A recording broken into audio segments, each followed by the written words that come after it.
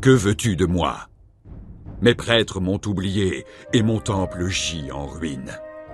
Le reconstruiras-tu en lui rendant toute sa gloire d'antan?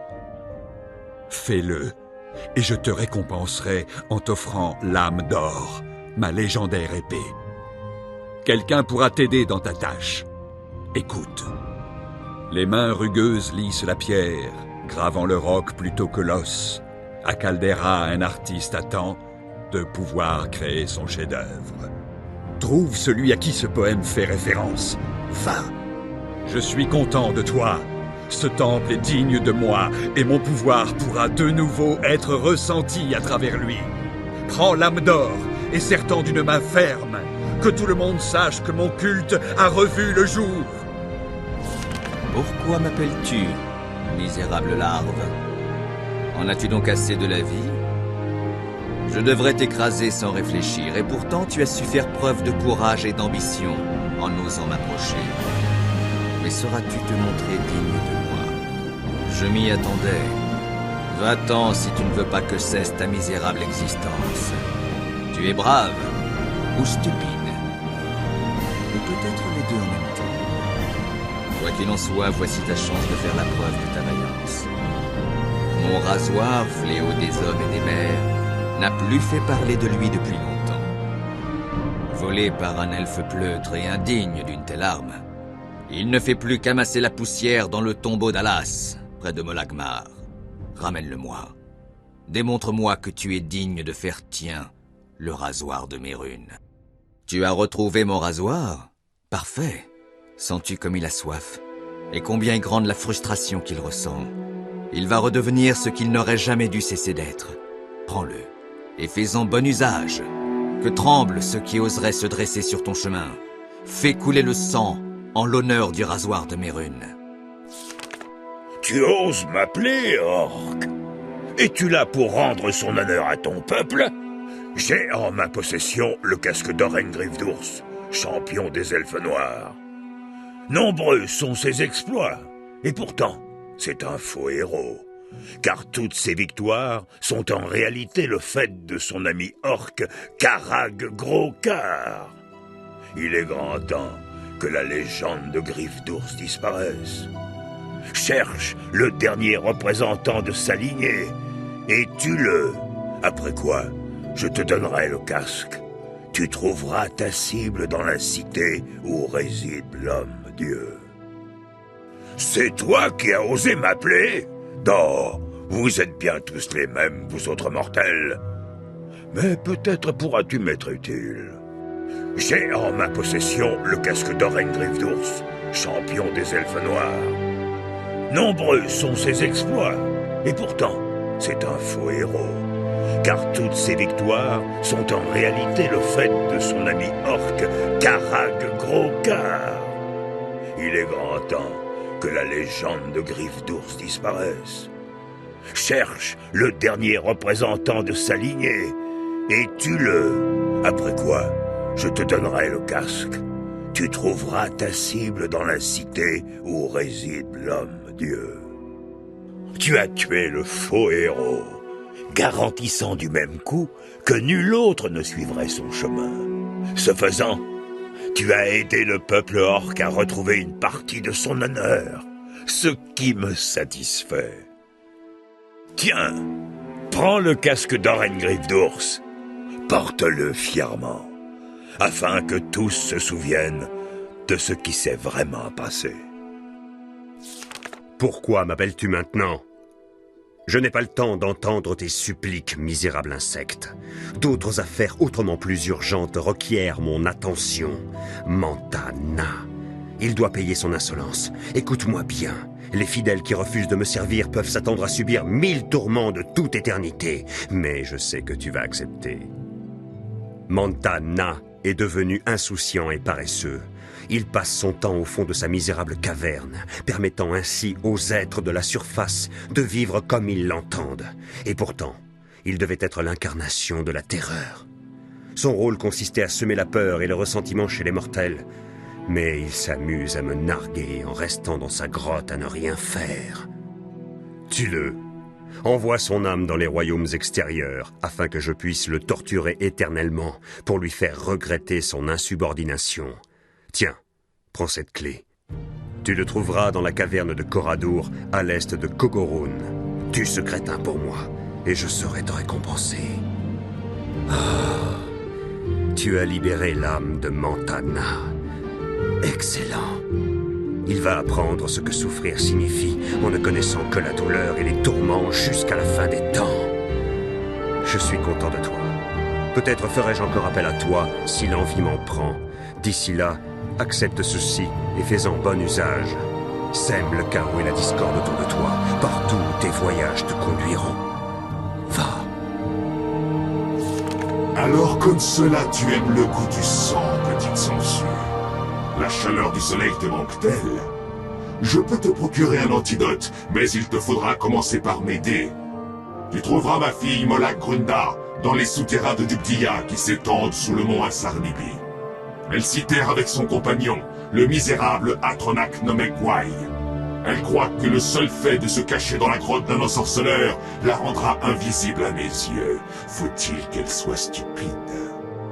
Je lui ai ordonné de ne pas s'associer à ces misérables créatures, en l'avertissant qu'elle encourait un terrible châtiment si elle osait me désobéir.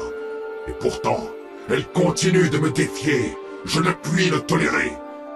Retrouve-les, et tue-les, l'Atronak et elle, afin que je puisse m'occuper d'eux dans les royaumes extérieurs.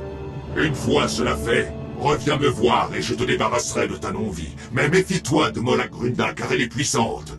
Elle reste la fille de Molag Bal, après tout. Je vois que tu as fait ce que je te demandais, petite sangsue. Il ne m'a pas été aisé d'obtenir l'antidote, mais j'ai réussi à l'arracher à Vermina après une longue discussion. Tu l'as amplement mérité. J'ai désormais l'éternité devant moi pour m'assurer que ma fille regrettera de m'avoir tenu tête. Voilà. La malédiction n'est plus. Et pourtant je me demande si le goût du sang ne te manquera pas. Tes papilles te le rappelleront-elles dans ton sommeil? Va retrouver ton précieux soleil, créature méchante. Tu es ici pour une raison bien précise, même si tu l'ignores sans doute. J'ai fait un pari avec Sheogorath. Il est persuadé que la solitude finit par provoquer la folie. Alors que je soutiens, moi, qu'elle permet de trouver la paix intérieure par la méditation. Afin de déterminer qui a raison, j'ai envoyé l'une de mes prêtresses sur une île située au nord de Dagonfell.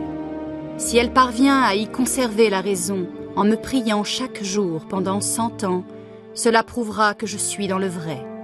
Sinon, Sheogorath gagnera notre pari. Le siècle s'est presque écoulé et ma prêtresse me reste fidèle. Mais Sheogorath a essayé de tricher pour faire pencher la balance en sa faveur. Rends-toi sur place, élimine toutes les créatures de Sheogorath et ramène-moi la preuve de son intervention. Mais ne dérange surtout pas ma prêtresse, sans quoi je perdrai mon pari. Sers-moi fidèlement et je saurai te récompenser. À cause de toi, j'ai perdu mon pari, insignifiante créature. La tricherie de Sheogorath n'a plus d'importance désormais. Tu as échoué, mais il semblerait que tel soit ton destin. Échouer encore et encore pour l'éternité. Bravo et merci. Grâce à toi, le pari reste valable. Il s'achèvera comme il se doit, sans être influencé par l'intervention de Sheogorath. Prends ceci et serre-t'en avec discernement.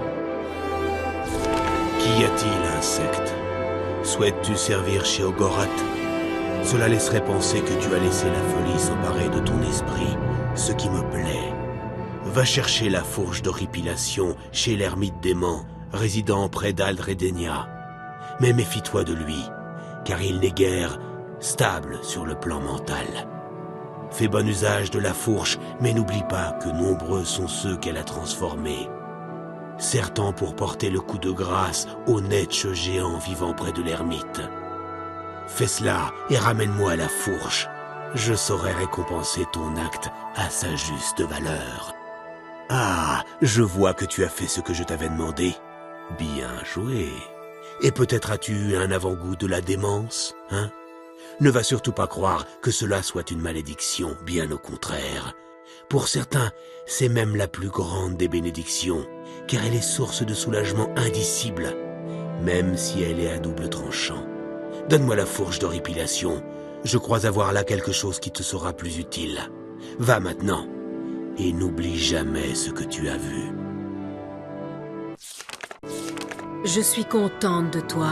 Certaines choses doivent encore être faites pour préserver l'ordre, et j'éprouverai un vif plaisir lorsque cette affaire sortira au grand jour. J'attends avec impatience le jour où cela se fera. D'ici là, prends cet anneau. Il te permettra de te déplacer vite et discrètement, même par temps clair. Et maintenant, laisse-moi. Ah, vous voilà enfin.